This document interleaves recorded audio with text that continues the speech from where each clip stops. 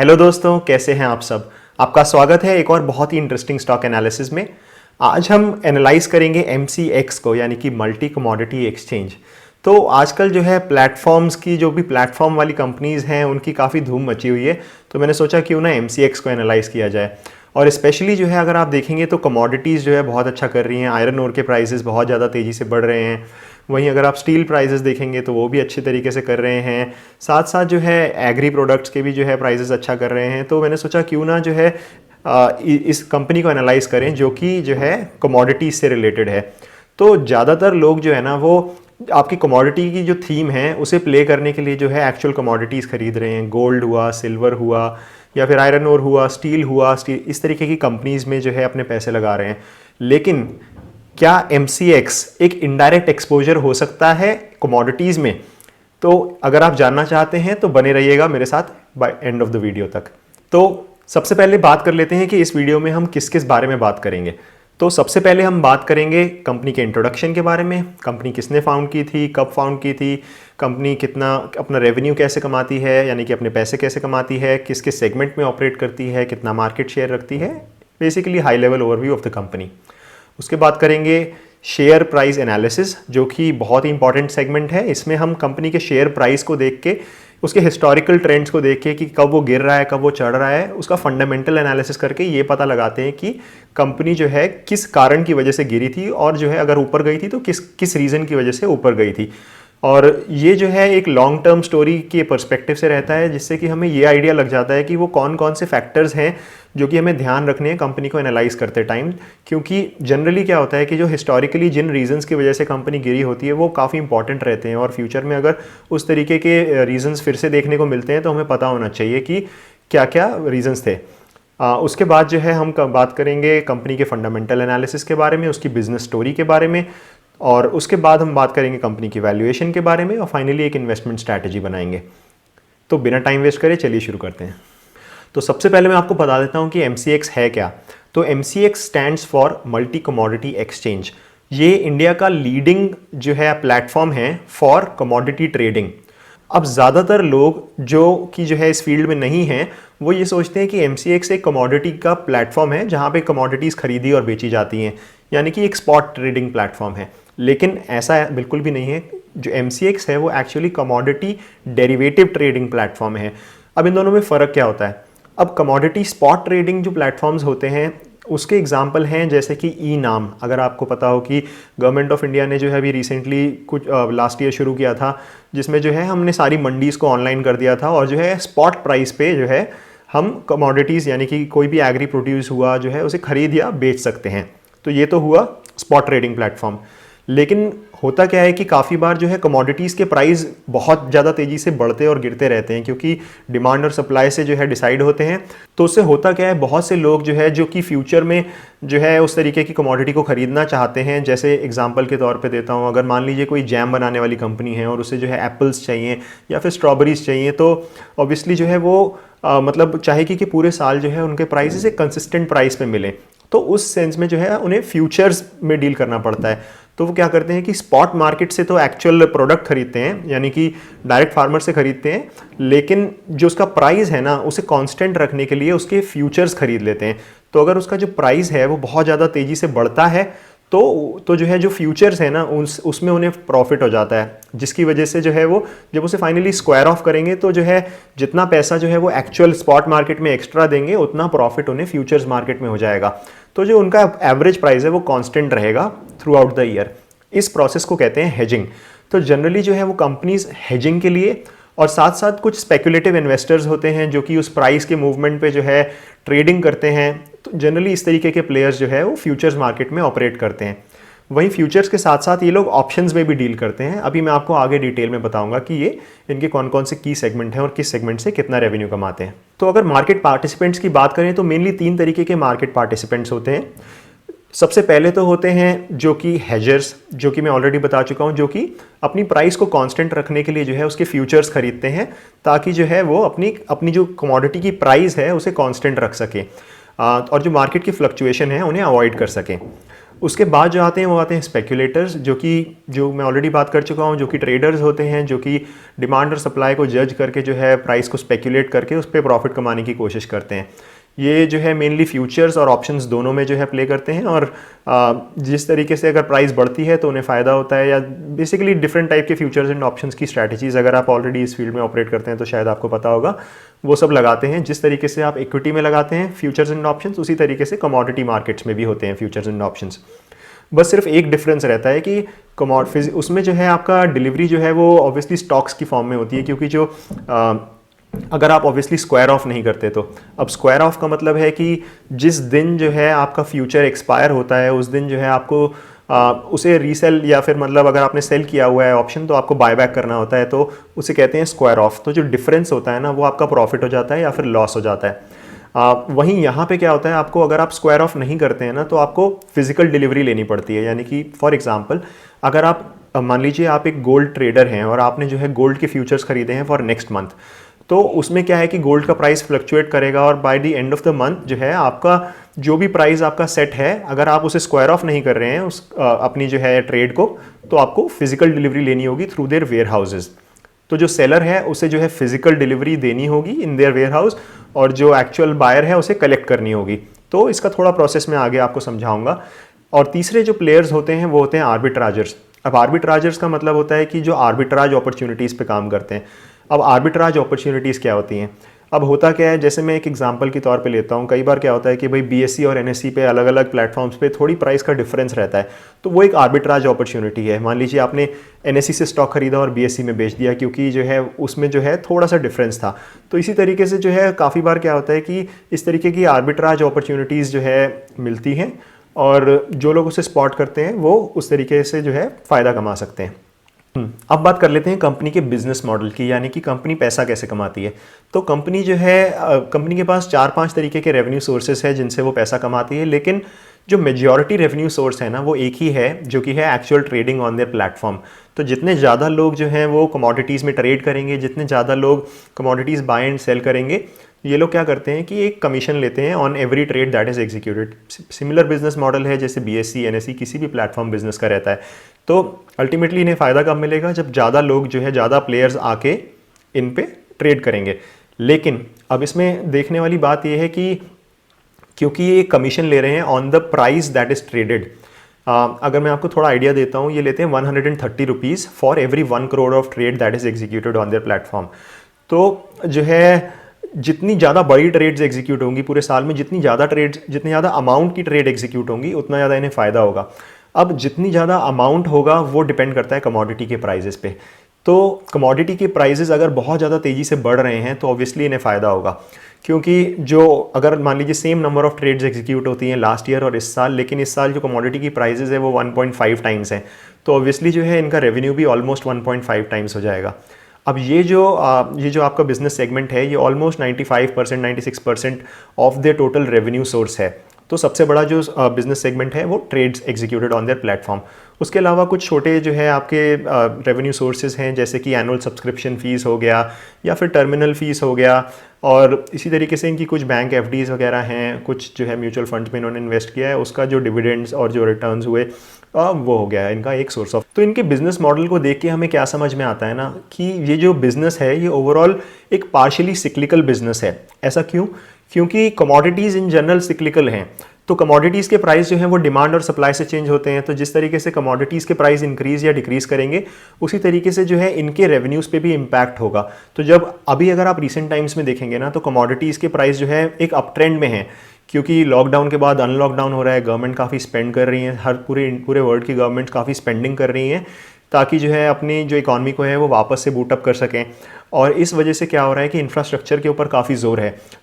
In fact China में हो या इंडिया में हो या यूएस में हो, सभी जगह पे इंफ्रास्ट्रक्चर पे काफ़ी जोर दिया जा रहा है। तो जो कमोडिटीज़ के प्राइस है ना वो बहुत ज़्यादा तेज़ी से बढ़ रहे हैं। आप किसी भी कमोडिटी को उठा के देख लीजिए, आप आयरन ओर के प्राइजेस देख लीजिए, आप स्टील के प्राइजेस देख लीजिए, एल्यूमिनियम के देख लीजिए, सभी कमोडिटीज़ इस समय अच्छा कर रही हैं। गोल्ड और सिल्वर जो है ऑब्वियसली लॉकडाउन के टाइम पे ज़्यादा अच्छा कर रहे थे, क्योंकि वो जो है ना वो बेसिकली फियर पे ज़्यादा डिपेंडेंट होती हैं। तो जितना ज़्यादा मार्केट में फियर रहता है, जो एक्चुअल करेंसी है वो डिवैल्यू होती है, मनी प्रिंटिंग होती है, तो गोल्ड और सिल्वर ज़्यादा अच्छा करते हैं। तो इनका जो मेजर रेवेन्यू सोर्स है वो कमोडिटीज़ से ही है और इस वजह से जो है ये एक पार्शियली सिक्लिकल स्टॉक है। अब मैं आपको थोड़ा आइडिया दे देता हूँ फिजिकल डिलीवरी के बारे में। तो फिजिकल डिलीवरी जो है इनके प्लेटफॉर्म पे किस तरीके से वर्क करती है। तो ओवरऑल अगर जितने भी ट्रेड्स एग्जीक्यूट हो रहे हैं ना, उनमें से लेस देन 1% ही एक्चुअल फिजिकल डिलीवरी लेते हैं। और ये सिर्फ इंडिया की बात नहीं है, अगर आप यूएस में या फिर यूके में या बाहर किसी भी कंट्री में देखेंगे तो किसी भी फ्यूचर्स के जो प्लेटफॉर्म्स हैं, कमोडिटी ट्रेडिंग प्लेटफॉर्म्स, उन सभी में ही ऐसा देखने को मिला है कि एक्चुअल डिलीवरीज जो है वो काफ़ी कम होती हैं, लेकिन एक्चुअल डिलीवरीज काफ़ी इंपॉर्टेंट रहती हैं। वो इसलिए क्योंकि अगर एक्चुअल डिलीवरीज नहीं होती तो जो मार्केट के प्लेयर्स हैं ना, वो एक्चुअल कमोडिटी की जो वैल्यू है उससे जो है काफ़ी डाइवर्ट कर देते हैं प्राइजेस को। तो फ्यूचर्स के जो प्राइजेस हैं और जो एक्चुअल प्राइजेस हैं वो बहुत ज़्यादा अंतर आ जाता है और इस वजह से जो है लोगों का उस प्लेटफॉर्म से विश्वास कम हो जाता है। तो जो भले ही 1% हो, वो जो है मार्केट को रेगुलेट करके रखते हैं, क्योंकि ऑब्वियसली अगर actual physical price, physical asset का जो प्राइस है वो बहुत कम है और अगर मान लीजिए यहाँ पे जो है बहुत ज़्यादा मिल रहा है प्लेटफॉर्म पे जो फ्यूचर्स एंड ऑप्शंस है उन पे, तो ऑब्वियसली इस तरीके के प्लेयर्स जो है इस मार्केट से नहीं खरीदेंगे। तो जितने ज़्यादा इस तरीके के प्लेयर्स होंगे उतना ज़्यादा रिलायबल और उतना ज़्यादा ऑथेंटिक जो है वो प्लेटफॉर्म रहेगा। तो बहुत ही सिंपल प्रोसेस रहता है। इनके कुछ डेजिग्नेटेड जो है वेयर हाउसेज रहते हैं। जो भी आपका सेलर होता है वो इनके वेयर हाउस में जाके अपने सामान को जमा करता है और इनका जो है एक बेसिकली एक बंदा होता है जो कि जाके चेक करता है कि, और उसके बाद उसे सर्टिफिकेट देता है कि हाँ जो भी एक सेट कमोडिटी है वो जो है उसके नॉर्म्स को फॉलो करती है। वहीं जो है जो बायर है वो इनके पास जो है पैसे देता है और ये उसे रिसीट देते हैं और फिर वो रिसीट दिखा के जो है उनके वेयर हाउस से जो है वो कमोडिटी को कलेक्ट कर सकता है जब उनका ऑर्डर फुलफिल हो जाए। तो बहुत ही सिंपल प्रोसेस रहता है, डेजिग्नेटेड वेयर हाउसेज रहते हैं। अब मैं इस कंपनी की थोड़ी सी हिस्ट्री आपको बता देता हूँ। हिस्ट्री जानना इसलिए ज़रूरी है क्योंकि स्कैम से रिडन हिस्ट्री है, तो काफ़ी इंपॉर्टेंट रहता है अगर हमें पता हो कि इसके साथ हिस्ट्री में एक्चुअली हुआ क्या था। तो ये जो कंपनी है ये जिग्नेश शाह एक बंदा है, इन्होंने जो है बनाई थी और जो है इसके साथ साथ इनके और भी कुछ प्लेटफॉर्म्स हैं, जैसे NSEL एक प्लेटफॉर्म था जो कि इन्होंने फाउंड किया। IEX की भी बात करें तो उसके भी जो है काफ़ी इनिशियल मेंबर्स में से ये एक हैं। सिमिलरली काफ़ी सारे प्लेटफॉर्म और कंट्रीज़ में भी जो है इनके ऑलरेडी हैं। साउथ अफ्रीका में हुआ, और भी कई कंट्रीज़ में जो है इनके इस तरीके के प्लेटफॉर्म्स बिजनेस में ही पूरी तरीके से जो है ये इन्वेस्टेड थे और इंजीनियर थे बाय प्रोफेशन। अब हिस्ट्री में हुआ क्या था कि इन्होंने जो है कुछ NSEL जो है, जैसे मैं बता रहा था अभी, अगर नाम एक जो है मार्केट प्लेस है जहाँ पे स्पॉट ट्रेडिंग होती है, यानी कि आप पैसे देके जो है माल उठा सकते हैं। ऑनलाइन पूरे इंडिया की मार्केट को एक करने की कोशिश हो रही है, वही इन्होंने अटेम्प्ट किया था इन दी पास्ट। इनकी मार्केट प्लेस का नाम था NSEL। ये जो मार्केट प्लेस थी ना, इसमें जो है 2013 में जो है काफ़ी बड़ा स्कैम सामने आया था। ऑलमोस्ट 5,600 करोड़ रुपीज़ का स्कैम था और इसकी वजह से हुआ क्या था कि जो कंपनी, जिन लोगों ने जो है इस पे जो है अपना बिड लगाई थी, उन्हें कमोडिटी डिलीवर नहीं हुई थी क्योंकि वो स्कैम की वजह से जो है वो कंपनी जो है वो पैसे खा गई थी। और जिग्नेश शाह जो है वो, उनके ऊपर काफ़ी लंबी इन्वेस्टिगेशन चली थी। अगर आप डिटेल में पढ़ना चाहते हैं कि एक्चुअली में हुआ क्या था, तो मैंने जो है डिस्क्रिप्शन में आपको 1-2 लिंक्स डाले हैं, आप पढ़ सकते हैं कि एक्चुअली में स्कैम क्या था और क्यों हुआ था। तो बेसिकली हुआ क्या था ना, इस वजह से जो, क्योंकि सेम प्रमोटर के ही जो है MCX भी उसी प्रमोटर का ही प्लेटफॉर्म था, तो जो है उसकी रेपुटेशन बहुत ज़्यादा ख़राब हो गई थी।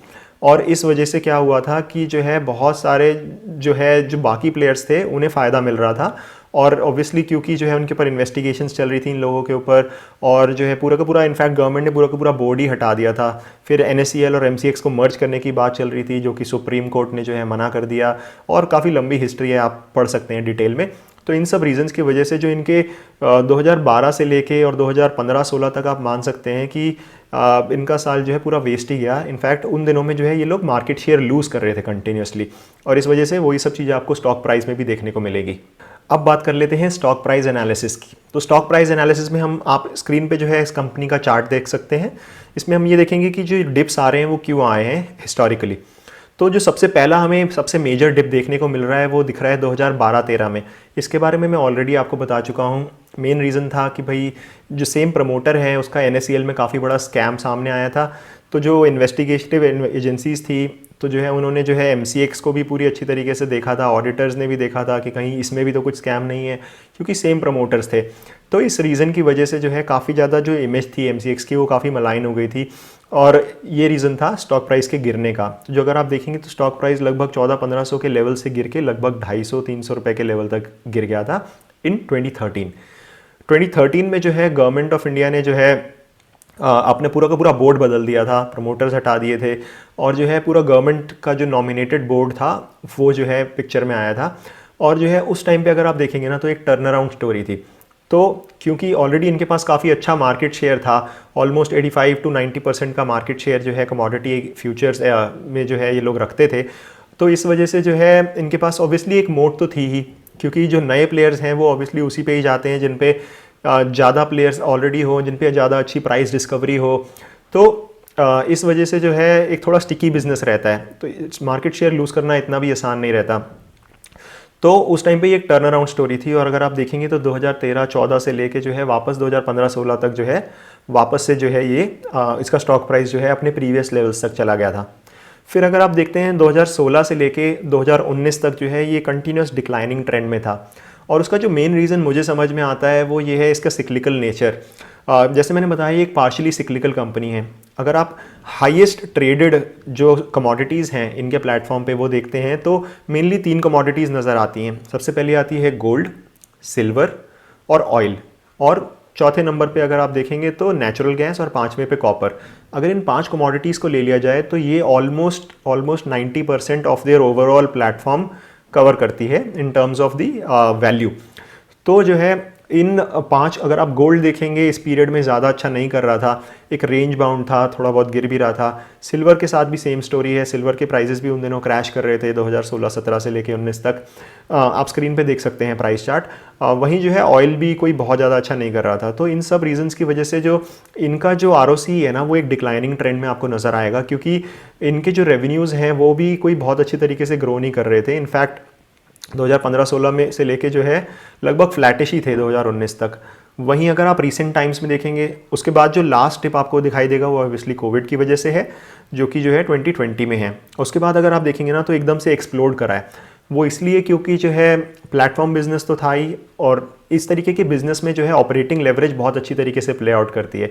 तो अगर आप इनके नंबर ऑफ एम्प्लॉयज़ देखेंगे तो 350 के अराउंड एम्प्लॉयज़ हैं। तो चाहे इनका बिजनेस 300 करोड़ रेवेन्यू कमाए या 600 करोड़ रेवेन्यू कमाए या 1000 करोड़ कमाए, इनके जो फिक्स्ड कॉस्ट है ना वो बहुत ही कम रहते हैं और ऑपरेटिंग मार्जिन्स बहुत ही ज़्यादा रहते हैं। तो अगर आप देखेंगे कि 300 करोड़ का बिजनेस कमाता है तो लगभग जो है 35-40% के मार्जिन्स रहते हैं। वहीं अगर 500 करोड़ का बिजनेस कमाता है तो कॉस्ट तो उतनी ज़्यादा नहीं बढ़ती है, लेकिन सीधा जितना भी रेवेन्यू ग्रोथ है ना वो एज इट इज़ प्रॉफिट में ट्रांसलेट हो जाता है। तो जो मार्जिन्स हैं वो 30-40% से बढ़ के जो है 60-65% तक चले जाते हैं। ऐसा हमें पास्ट में भी देखने को मिला है। तो इस वजह से क्या होता है कि इसे बोलते हैं ऑपरेटिंग लेवरेज। तो इस वजह से जो है रिसेंटली क्या हुआ, क्योंकि गोल्ड और सिल्वर के प्राइसेस बहुत ज़्यादा तेज़ी से अच्छे से ग्रो करे, तो इसी तरीके से इनके रेवेन्यूज़ भी उतने ही अच्छे तरीके से ग्रो करे। और अब अगर आप रिसेंटली देखेंगे तो बाकी कमोडिटीज़, गोल्ड और सिल्वर के प्राइसेस अब उतने ज़्यादा नहीं बढ़ रहे हैं, लेकिन कॉपर हुआ या फिर बाकी कमोडिटीज़ हुए, ऑयल भी रिकवर कर गया है, तो उसका फ़ायदा इनके रेवेन्यूज़ में हमें देखने को मिल रहा है। वहीं जो है कोरोना के टाइम पे वर्क फ्रॉम होम था, बहुत सारे लोगों ने जो है वो मतलब ऑनलाइन ट्रेडिंग प्लेटफॉर्म्स पे जो है ट्रेड करना शुरू कर दिया। स्पेक्यूलेटिव लोगों के जो नंबर ऑफ ट्रेडर्स हैं वो भी काफ़ी ज़्यादा अच्छे से इंक्रीज़ करें। इसका एग्जांपल हमें CDSL में भी देखने को मिल रहा है। तो ये जो आपको टेबल है ये आपको दिखा रही है कि किस तरीके से जो है इनके प्लेटफॉर्म पे कौन कौन सी जो है कितने परसेंट ऑफ कौन कौन सी कमोडिटीज़ कितना परसेंट ऑफ द रेवेन्यू पे कंट्रीब्यूट करती हैं। तो जो सबसे पहले दिख रहा है वो है प्रीशियस मेटल एंड स्टोन। इसमें मेनली जो है सिल्वर और गोल्ड आता है, जो कि ऑलमोस्ट 33.16% ऑफ द टर्नओवर है, ऑलमोस्ट 1/3 है। और वहीं ये जो है ओवरऑल 98.37% मार्केट शेयर रखते हैं इस पर्टिकुलर कमोडिटी में। तो जो इनका सेकंड लार्जेस्ट है जो कि NCDEX है, जो कि NSE के द्वारा प्रमोटेड इनका कॉम्पिटिटर है, वो जो है देखिए कितना कम मार्केट शेयर है। वहीं एनर्जी में मेनली नेचुरल गैस और ऑयल आता है, उसमें 99.98% market share, almost 100% market share जो है जितना ऑयल और नेचुरल गैस का ट्रेड हो रहा है वो इन्हीं के प्लेटफॉर्म पे हो रहा है। 44.96% ऑफ द टर्नओवर कंट्रीब्यूट करता है। तो अगर ऑयल और ज़्यादा अच्छे तरीके से रिकवर करता है तो वो इनके लिए और अच्छा रहेगा, अगर क्रैश करता है तो इनके लिए बुरा रहेगा। ऑलमोस्ट 44-45%। बेस मेटल्स में कॉपर हुआ, एल्यूमिनियम हुआ, निकल हुआ, जिंक हुआ, इस तरीके के ऑलमोस्ट देखिए 100% market share, 20.74% of the total turnover. तो अगर आप इन 3 कमोडिटीज़ को भी लेंगे ना तो मोर देन 90% हो जाता है ऑफ देयर ओवरऑल जो रेवेन्यू है। वहीं एग्री कमोडिटीज़ में देखेंगे तो काफ़ी कम मार्केट शेयर है, सिर्फ 14.99, सिर्फ 15% मार्केट शेयर है। और जो है ओवरऑल 1.14% जो है टोटल रेवेन्यू में कंट्रीब्यूट करता है। The reason for such a less market share is क्योंकि जो इस पर्टिकुलर कमोडिटी में ना एनसीडेक्स जो है, जो इनका कॉम्पिटिटर है वो काफ़ी आगे है, तो वो जो है ऑलमोस्ट 80% 85% जो है कंट्रीब्यूट करता है एग्री कमोडिटीज़ में। तो मेनली एग्री कमोडिटीज़ उन्हीं के प्लेटफॉर्म पे ट्रेड होती हैं। तो ये जो आपको चार्ट दिख रहा है ये ओवरऑल मार्केट सिनेरियो दिखा रहा है कि इनके पास कितना मार्केट शेयर है। अगर आप देखेंगे तो ऑलमोस्ट 93.37% मार्केट शेयर जो है वो MCX के पास है और ऑलमोस्ट 5.49% मार्केट शेयर जो है वो NCDEX के पास है, और बाकी सारे प्लेटफॉर्म्स के पास जो है 1.15% से भी कम है। तो इससे जो है हमें ये समझ में आता है कि ये जो है ऑब्वियसली लीडर है अपनी स्पेस में। और अगर आप मार्केट शेयर देखेंगे तो 2011 में जब ये IPO हुआ था, तो अगर आप तब से कंपेयर करेंगे ना, तो ये मार्केट शेयर ऑब्वियसली शुरू में तो स्कैम की वजह से गिर रहा था, तब ऑलमोस्ट 85% मार्केट शेयर था, जो कि गिर के ऑलमोस्ट 81-82% रह गया था। लेकिन उसके बाद जो है कंटिन्यूसली इंक्रीज़ कर रहा है। ऑब्वियसली जैसे मैंने बताया, नेटवर्किंग इफेक्ट कह सकते हैं या फिर जो है आप स्टिकी बिजनेस कह सकते हैं, ये इनकी मोट है। और BSE ने भी अपना प्लेटफॉर्म लॉन्च करा है, NSE का जो NCDEX है। तो इस तरीके से बाकी प्लेटफॉर्म्स इतने बड़े बड़े प्लेयर्स के द्वारा आने के बावजूद भी जो है इनका मार्केट शेयर कम नहीं हो रहा है, इनफैक्ट बढ़ रहा है। तो स्टिकी बिजनेस इसी तरीके के रहते हैं। तो प्लेटफॉर्म्स में जनरली ऐसा होता है, तो जिस पे ज़्यादा प्लेयर्स होते हैं उस पे और ज़्यादा प्लेयर्स आते हैं। वहीं आप देखेंगे तो बाकी जगह पे भी NSE और BSE में कंपेयर करेंगे तो उसमें भी ऐसा ही स्टोरी प्ले आउट हुई थी। IEX में देखेंगे, इंडियन एनर्जी एक्सचेंज में, तो उसमें भी इसी तरीके की स्टोरी प्ले आउट हो रही है। तो IEX जो है वो लीडर है और बाकी प्लेयर्स जो है अपना मार्केट शेयर कंटिन्यूसली लूज़ कर रहे हैं। तो ये जो आपको चार्ट दिख रहा है, इसमें आप देख सकते हैं कि एक्चुअली कौन सी कमोडिटीज़ कितना % कंट्रीब्यूट करती हैं। मेजॉरिटी में आपको बता देता हूँ, 40% क्रूड ऑयल है, उसके अलावा 20% गोल्ड है, 13% सिल्वर है, और बाकी सब जो है वो लेस देन 10% है। आप चाहे तो पॉज करके स्क्रीन पे देख सकते हैं कौन सी कमोडिटी कितना % रेवेन्यू कंट्रीब्यूट कर रही हैं। ये अगर आपको पता होगा तो आप, ये जो रेशियो है ना, ये चेंज होता रहता है depending on the commodity price. तो अगर ऑयल के प्राइस और ज़्यादा बढ़ते हैं तो ये जो 40% है ये बढ़ के 50-60% भी जा सकता है। वहीं अगर गोल्ड के प्राइस बढ़ते हैं तो जो गोल्ड है वो 20% से बढ़ के 30% हो सकता है। तो ये चेंज होता रहता है हर साल depending on the commodity prices. अब इस तरीके की कंपनी को वैल्यू करने के लिए एक बहुत ही इंपॉर्टेंट मीट्रिक होती है एसेट डेली टर्नओवर, जिसे ADT भी कहा जाता है। तो इसका मतलब ये है कि डेली कितने रुपए का टर्नओवर हो रहा है ऑन देयर प्लेटफॉर्म। अब अगर आप देखेंगे तो इनके जो है कंटिन्यूसली जो है आपको धीरे धीरे इंक्रीज़ करता हुआ नज़र आएगा। 2014 से 15 में ऑब्वियसली काफ़ी बड़ा डिप था क्योंकि मार्केट शेयर भी लूज़ कर रहे थे, और 27,779 करोड़ था इन FY14, जो कि FY15 में गिर के 20,328 करोड़ रह गया। लेकिन अगर आप आज की डेट में देखेंगे तो वो 30,987 करोड़ है, जो कि लास्ट ईयर से काफ़ी अच्छी तरीके से ग्रो करा है। और ये जो डेटा है ना, ये सिर्फ 9 मंथ्स का है। तो जब आप ये फुल ईयर का डेटा देखेंगे तो ये 30,000 नहीं, वो एक्चुअली 35-36,000 तक होगा, और ज़्यादा होगा। तो ये जो जंप देख रहे हैं वो कमोडिटी प्राइसेस की वजह से है, और ज़्यादा ट्रेडिंग में जो है लोग आ रहे हैं, इस वजह से जो है आपको बहुत अच्छी तरीके से ये जंप देखने को मिला है। तो अब ये तो थी पास्ट की बात। अब हम ये देखते हैं कि जो है इनका जो प्लेटफॉर्म बिजनेस है वो फ्यूचर में कैसा करेगा। तो इनके फ्यूचर में क्या क्या अपॉर्चुनिटीज़ नज़र आती हैं। तो जो मेन अपॉर्चुनिटीज़ हमें नज़र आती हैं वो ये नज़र आती हैं कि कुछ ऐसे प्रोडक्ट्स हैं जो कि ये फ्यूचर में लॉन्च करना चाहते हैं और SEBI के अप्रूवल के लिए वेट कर रहे हैं। जैसे कि इंडेक्स फ्यूचर्स लॉन्च करना चाहते हैं। जैसे अगर आपने देखा होगा कि निफ्टी का जो निफ्टी 20 है या और ETFs होते हैं, तो उनमें आप निफ्टी में ट्रेड कर सकते हैं, राइट।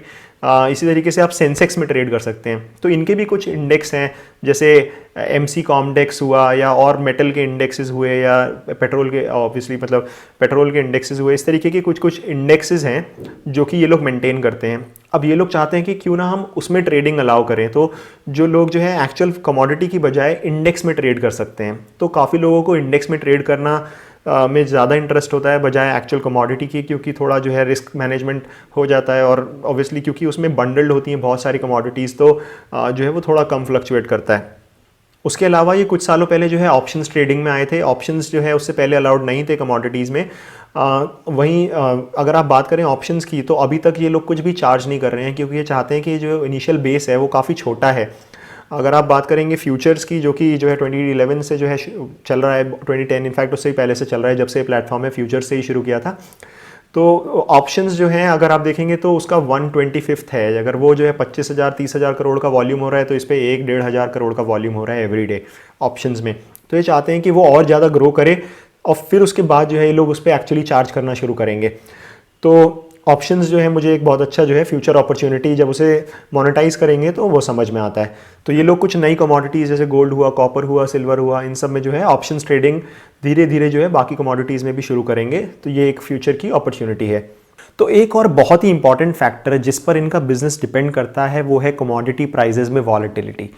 तो जब कमोडिटी प्राइजेस बहुत ज़्यादा वॉलेटाइल होती हैं, जैसे कि अभी रिसेंटली हैं, जब बहुत ज़्यादा तेज़ी से बढ़ती हैं, बहुत ज़्यादा तेज़ी से गिरती हैं, तो जनरली होता क्या है कि एक तो जो जो आपकी इंडस्ट्रीज़ हुई जो एक्चुअल कमोडिटीज़ खरीदना चाहती हैं, वो उन्हें हेजिंग की इंपॉर्टेंस समझ में आती है, तो वो लोग ज़्यादा हेजिंग करते हैं, तो वहाँ से इनका रेवेन्यू ज़्यादा अच्छी तरीके से ग्रो करता है।